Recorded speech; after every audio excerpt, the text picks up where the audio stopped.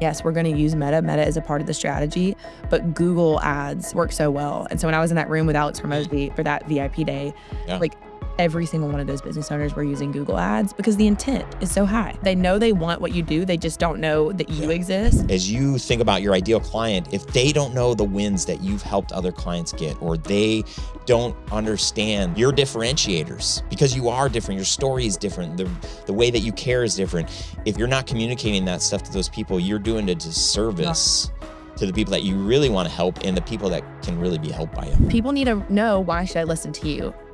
It's one of the reasons at the beginning of anything that I do, whether it's an ad, whether it's a podcast, I'm like, I want to establish some credibility so that people know that I'm not just making this up. And so it's like, you can balance the humility and be like, I'm so thankful, I'm so proud. And like, here's why you can listen to me, and videographers and creatives can do that too. Most creatives think that paid ads don't work for service businesses. But what if that belief is exactly what's keeping you struggling in your production business? In episode 460 of the podcast, we talk about why Google ads crush Meta ads for video businesses, and the counterintuitive strategy that gets you found first. This was one of my favorite takeaways from this episode. Also, how to stop being humble to the point of hurting your business, and the credibility framework that turns skeptics into clients. And then finally, the search and social method that gets qualified leads searching for you, then retargets them with your best creative content. What up, friend? Welcome to this episode of the podcast. I'm Ryan Corl, your host, and welcome again to the Grow Your Video Business Show. I'm so excited that you're here. Welcome, welcome, welcome. This is a great episode. I love doing this show because I take a lot of notes. I learn a lot of things. Remember, I've been running my own production business for over 20 years, and I've learned a thing or two. I've messed up a ton, but I am constantly trying to stay relevant, get ahead of the curve, be more profitable, all of the things. And so being able to sit down with somebody like Ashley and talk about ads, this is one of those things that it's very interesting in our mastermind and in our coaching group. Paid ads comes up quite a bit. And if you've tried paid ads before and they haven't worked, we're going to cover in this episode, like some of those things that you might need to adjust so that they work more effectively. But honestly, we've spent thousands and thousands and lots of thousands, tens of thousands, probably six figures in ads. And we're not just like, hey, hire our video production company, or hey, like buy this thing. Like there is a strategy behind it. And I love this big takeaway that Ashley uncovers, that it's something I haven't even tried, and I'm like, oh my gosh, this is really, really good. So anyway, if you're brand new to this space, to this show, to me, I want to invite you to check out a workshop that I've put together to help you in your video production business. These are my best takeaways, the things that I've failed at the biggest and have kind of pivoted to being a profitable video production business today. I want you to go to studiosherpas.com/workshop and access this free masterclass so that you can fail faster and be more profitable in the work that you're doing and work with more of the kind of clients that you want to be working with. So get that workshop, then you'll get into the world of my emails.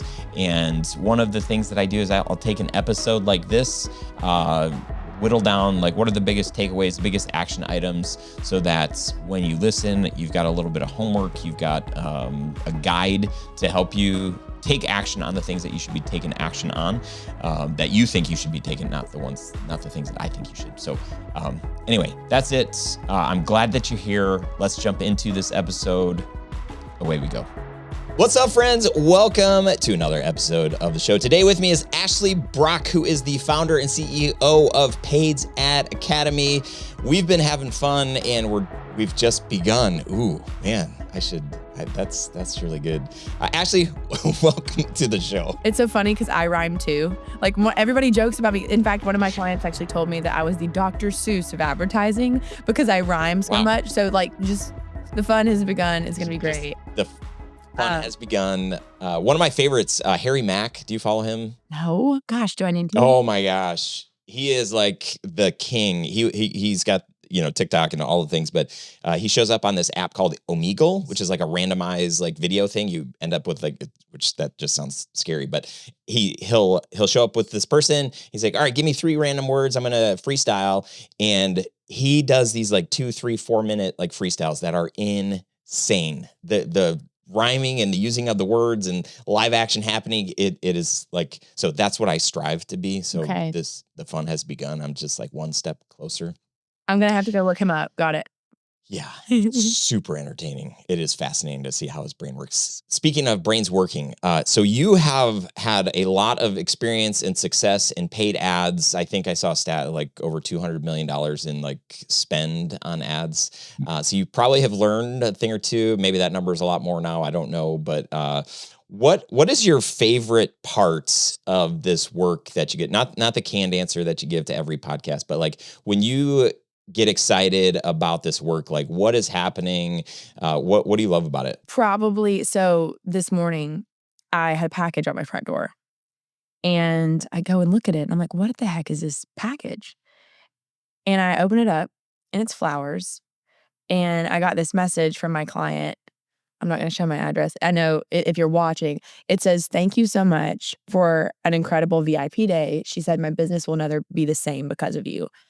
And so like, that's why I do it. And her husband, we did a VIP day. And since last Thursday, her leads have tripled and she is sending me flowers. So like, that's the stuff that when you help Dollar Tree or Family Dollar make millions of dollars like I did, that is exciting, but like that's special.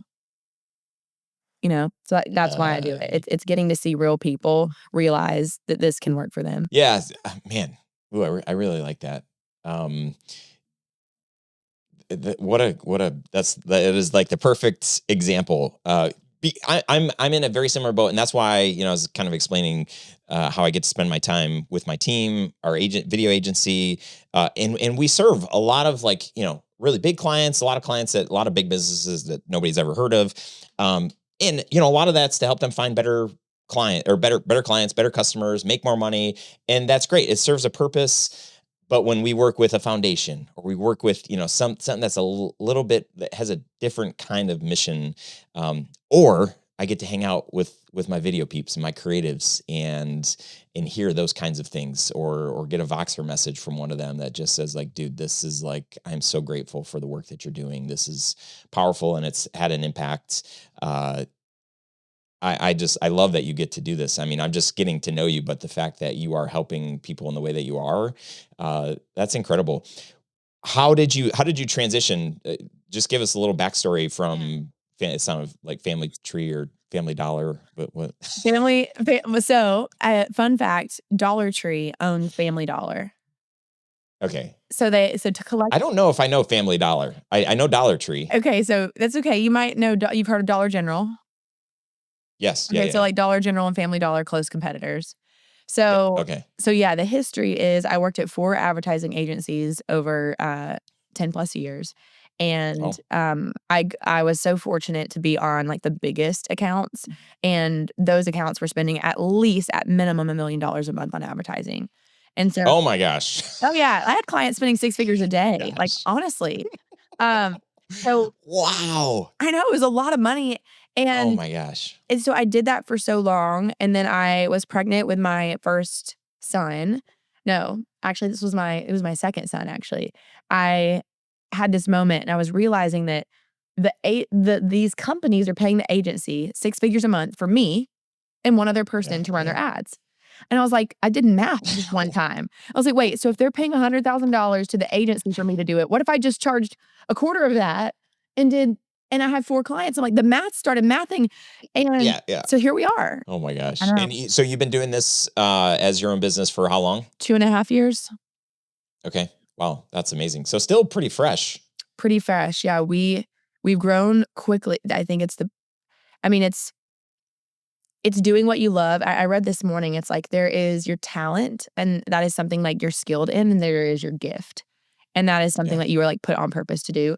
And I just know that like yes, advertising is the skill, but it's the gift of empowering people to do so. And our business has gone from 250,000 in year 1, 1.4 million in year 2, and this year we're on track for 6 million. And I know that we'll do 10. Holy crap. It's Jeez, can I buy stock? You sure? You know what? You're the second too person late. to ask that this week. Yes. I don't know much about stocks, but that seems like a good one to invest. Thank you. Thank you. It's been fun. Oh, that's really cool. You know, we're talking to a lot of creatives today. That's who we get to hang out with, and I'm not going to put them in a separate bucket than me. No, because literally every time, you know, we've got an ads manager that we hire and who comes in and helps do the things, and we're spending, you know, we've got one of our clients, is just a quick story here, but one of our clients we've got a partnership with, we have, she's an incredibly gifted creator. So she makes hair flowers and wearables and just like does all this amazing stuff, does workshops. She came to us and said, hey, I want to stop doing workshops, traveling the world. I would love to do some digital and sell them online. So this is like 7 or 8 years ago.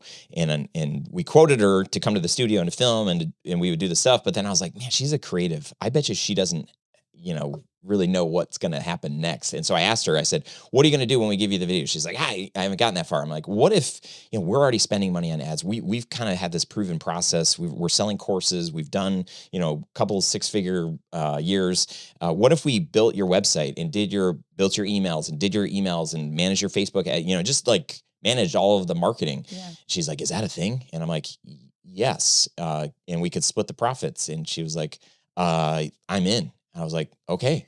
And so since then, she's done over $2 million in sales. I mean, it's changed her life. She sent me this message the other day that I was just like, Susan, I know I'm on you. Like, you know, we need this video shot. We need to do this and that, whatever. I know I keep like hounding you for stuff, and let me know if I'm too much. And she's just like, no. She's like, Ryan, what you have done has allowed me to do. And she just, she went to Italy with her family.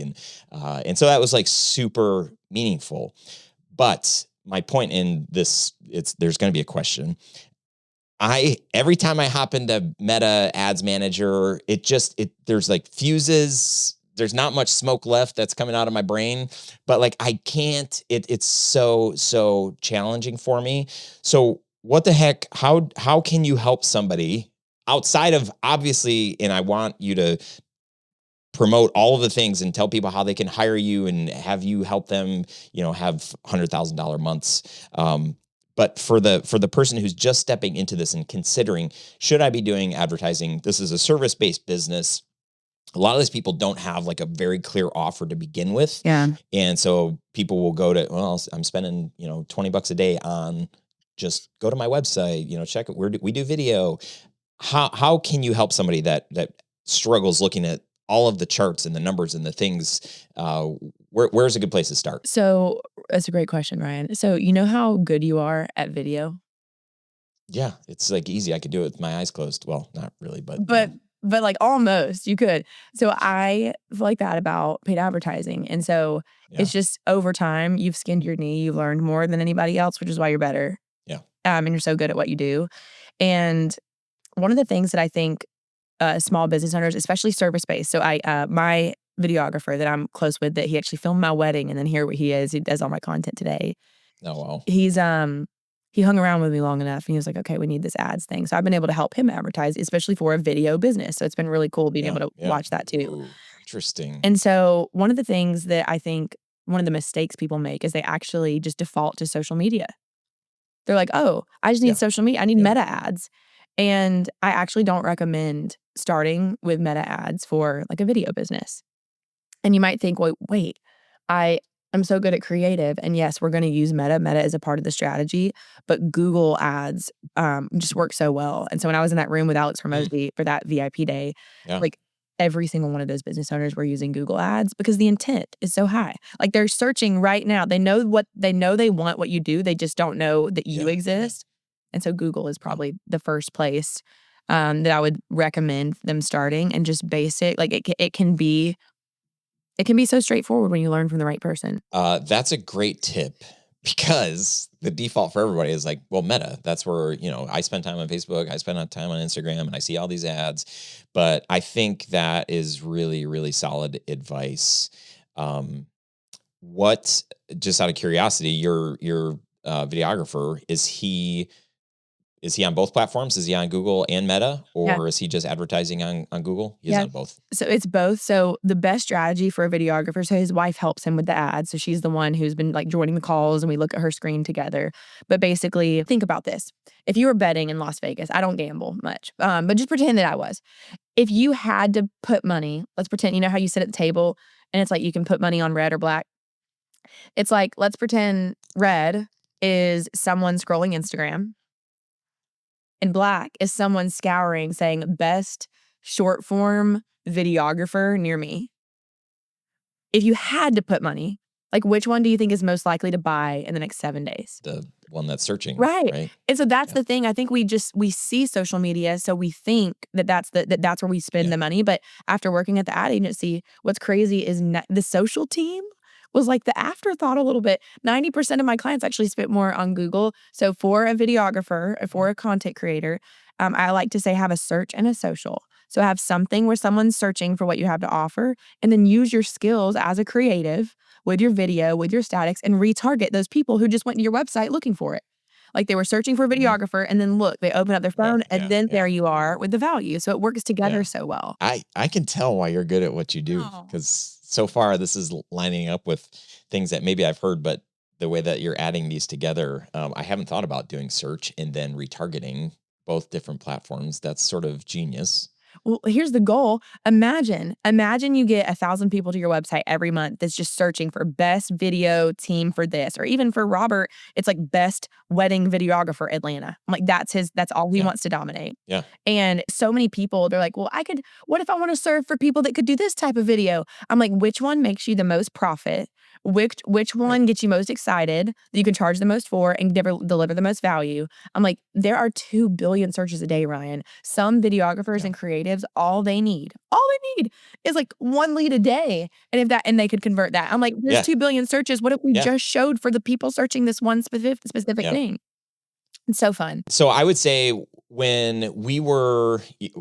I fell into wedding filmmaking in 2005.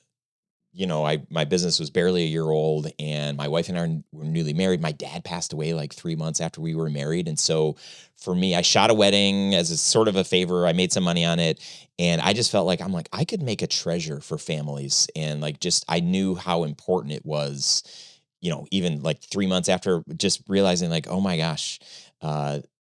So for us to be able to create these legacy type pieces. So I built the brand for the next 8 years around, we were targeting high-end luxury wedding clientele, and we did really, really well. It was like, I knew exactly who to hang out with. I knew who to network with. I knew if I was going to advertise, I wasn't advertising in the knot. I was advertising in Style Me Pretty. And I can't believe I remember that name, but just these and I knew what events to go to. Hey, I'm going to this retreat in Cancun where there's going to be all these super high-end planners and all these people that, if I get one wedding from this thing, or man, if I got 2, it's like, whew, this is incredible. Yeah.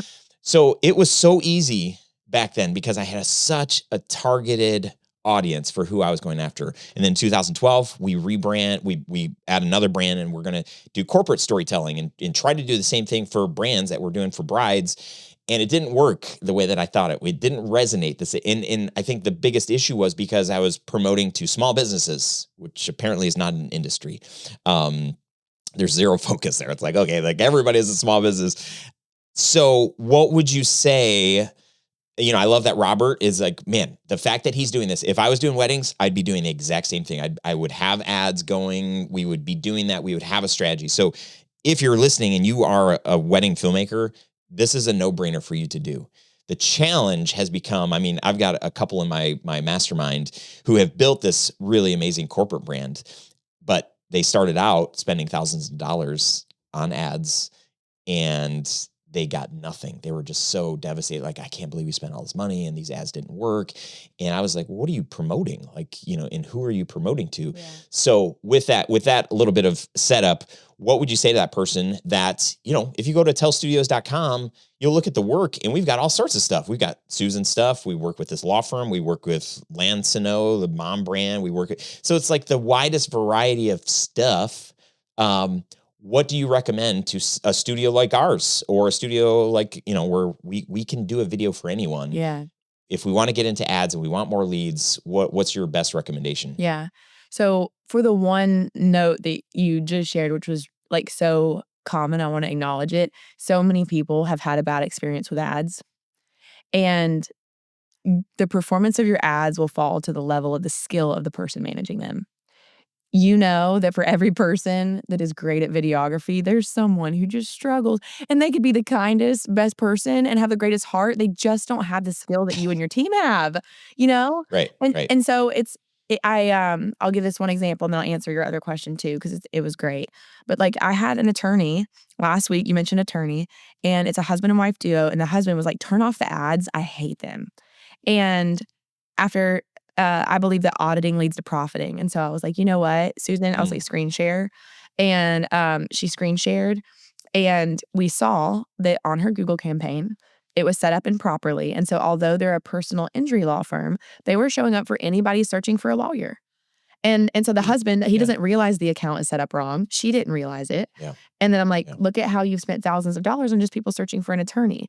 And I was like, look at all these other types of attorney. And they were like, oh, no wonder. I'm like, precisely. It's not that ads don't work. It's that they don't work when they're not set up properly. It's not that video can't be helpful. It's like, if the video isn't shot, edited, and delivered properly, it doesn't work. It's all about that skill. So I just want to give somebody hope and be the light and be like, it can work. Yeah. But that's thing number one.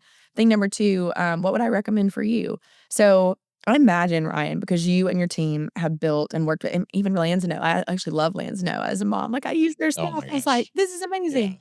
Yeah. They were so great to work with. That makes me so happy because I love them. They're the only bottles that my son took after pupping. Anyway, mom thing. Oh man, but I'm going to share that with their team. Literally, so it was, and just I loved it so much. So, and their bags didn't link versus anybody else's. So just tell them they're making a great product, and this mom approves this message.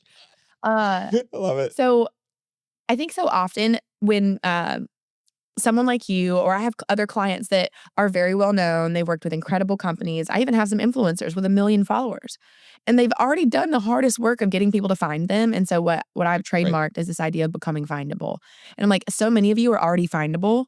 What if you are not just the one that's most easiest to find, but also the one that's most top of mind? And so you being able to have a really good retargeting structure. Here's what I recommend. Have you heard of the 5 love languages, Ryan? Oh, yeah. Okay. Do you know what yours are? Number 1 is words of affirmation. Okay. And I'm going to make my wife listen to this again. I was like, babe, come on, just pump me up here. I just need some words.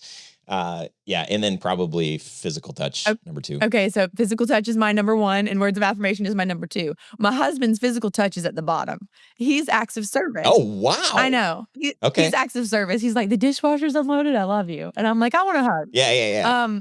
My wife's, her love, she's all 5. All of them. Equally. This is great. This is great for you. Well, good news is you can't mess up. Like, no matter if you tell her she's awesome, bring her flowers or hug her, she's happy.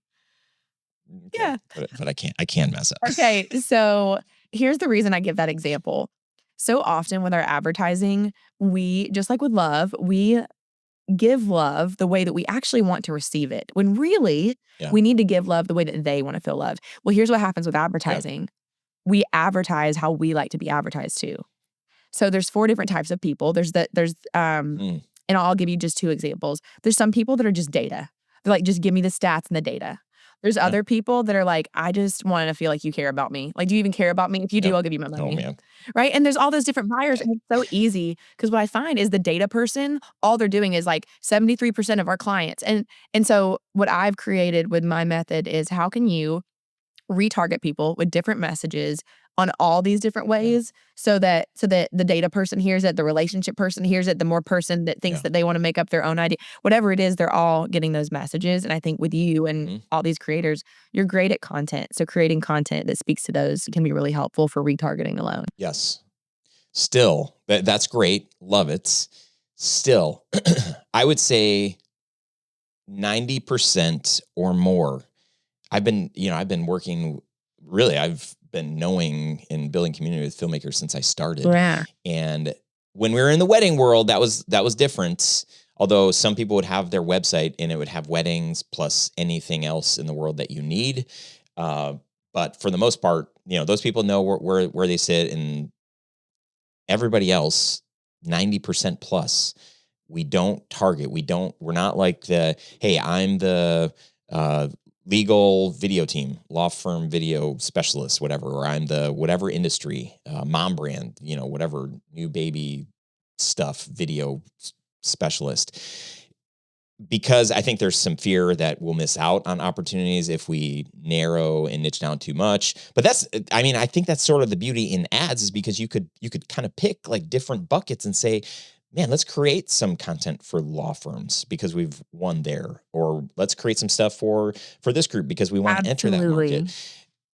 So yeah, I guess what I'm hoping that you say is like, hey, stop sounding so general in your ads. And if you're going to do something, here's a strategy that will work for you, or will definitely work a lot better than just saying like, hey, tell studios, if you need a video, we're the guys, we're super fun, we're on time, look at our reviews, No, you're completely right. And that's why I like to say that specificity creates the necessity. The more specific that you are, the more people will realize, oh, that's it. Because you want to be so specific that someone's literally watching your video and you don't realize it, but behind the screen, they're just nodding. Like, that's it. Yeah. And so one thing that I've learned recently is stack the pain and specificity. So instead of saying struggling to create good content, it's like, hey, struggling to create good content, hate editing, really need to buy back your time, and you just wish you could find someone that can bring your brand's mission to life for this specific audience with this specific thing. And then insert your credibility. And then insert your credibility. I think so many people, and I used to do this myself, we care so much about humility that we forget people need credibility. And I'm like, if you could just start and say, here's the problem and here's why you should listen to me. Because there's so many people out there, Ryan. Everybody says they can do video, but no one can do it in the way that you and your team can do it. And so people need to know, why should I listen to you?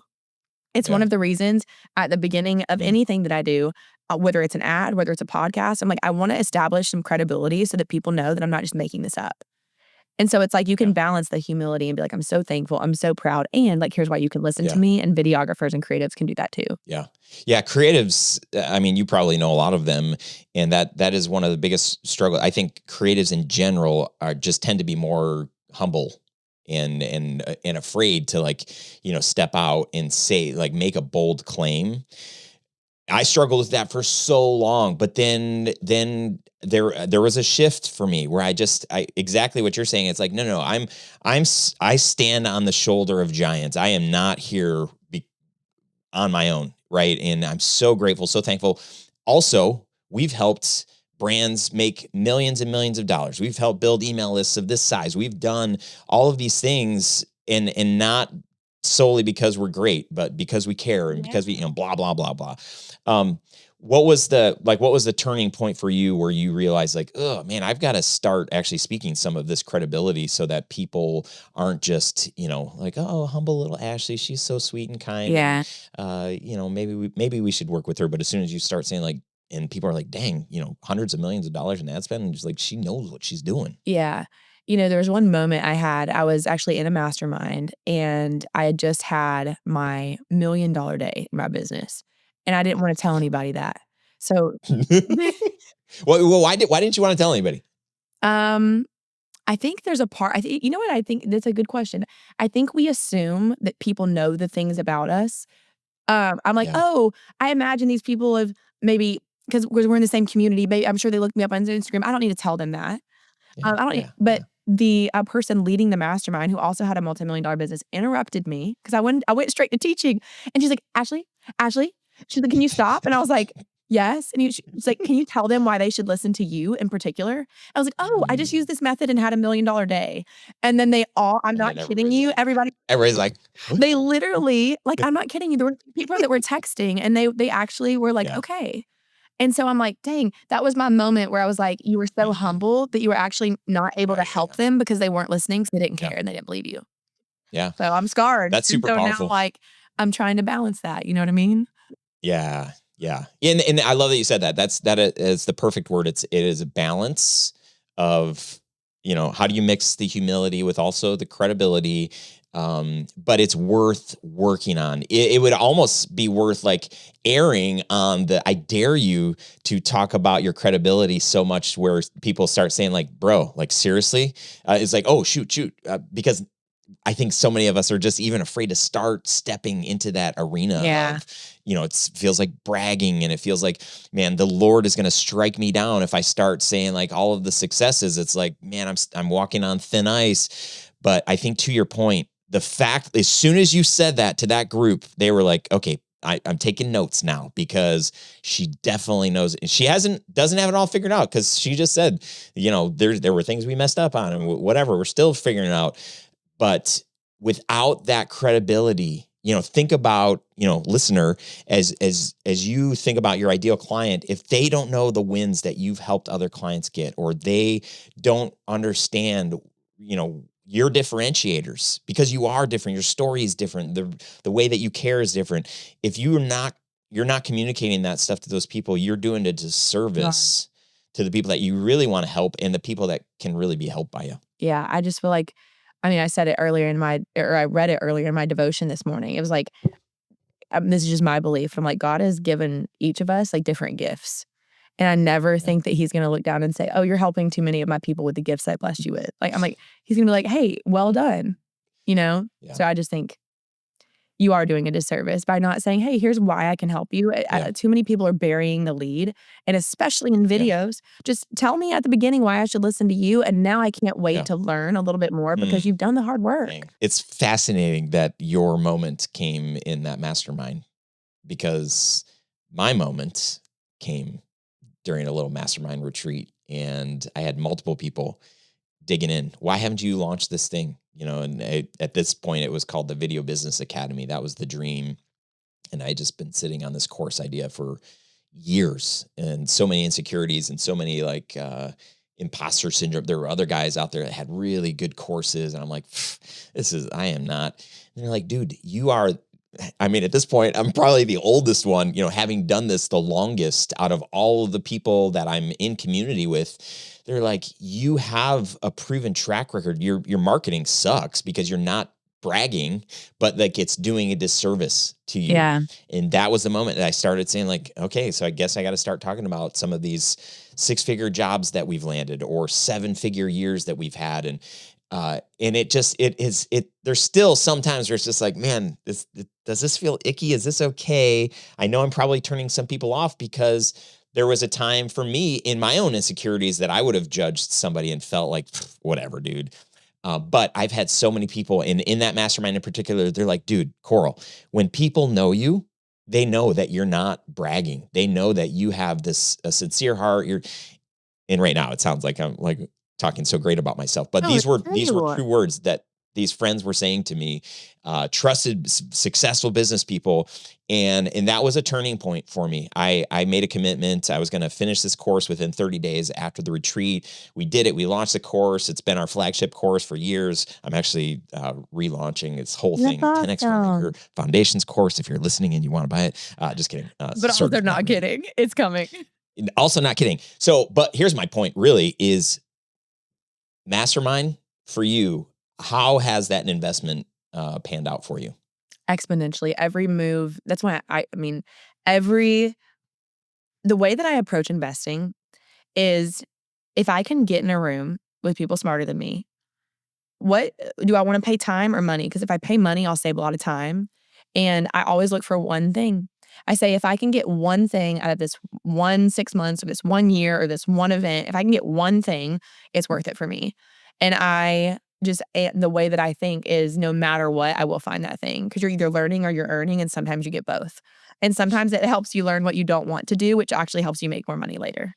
So I am a relentless. I mean, I just told you I spent 6 figures to hang out in a small group with Alex Hormozy last week in Vegas. Worth it. Paid 6 figures for sales training. Worth it. Getting in the right room is why I'm here, honestly. Yeah, I love that. Okay, so there's a plug for the Mastermind. If you have not joined my Mastermind, and I'm not even saying my Mastermind, but just the idea of being in a room with people that are smarter than you, people that want the best for you, people that are going to support you, people that are going to challenge you, people that are going to help you see things in a different way. I mean, my gosh, there have been multiple times in my career where I've been in like 2 Mastermind groups. Actually, I'm in 2 right now. Ryan, I'm in 4. And you know what? People come to me and they say, I don't know if I can join this Mastermind. I'm in one other one. And I was like, skills, stack. Speed, stacks. Right. I'm like, good that you're in those other one. As long as it's not, here's what you don't want to do. You wouldn't want to be in 4 video editing masterminds. Because for the same reason that a football team doesn't have 4 head coaches. You have an offensive coach, a defensive coach, and a head coach.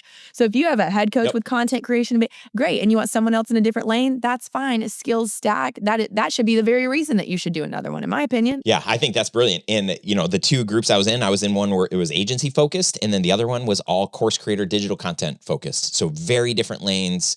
Helped me tremendously in both areas. And that's really, really good. Thank you for that. What are you excited about? What are you looking forward to right now? I have so much I'm excited about. Well, you're coming off of this retreat. I mean, is there anything that you're just like, this is a game changer? Yeah. So there's one thing Alex said to me, and obviously he has a very large audience. He's grown an incredible business. And one of the things that was holding me back in growing is I have one offer that's only for 7- and 8-figure entrepreneurs, and it had Voxer access to me.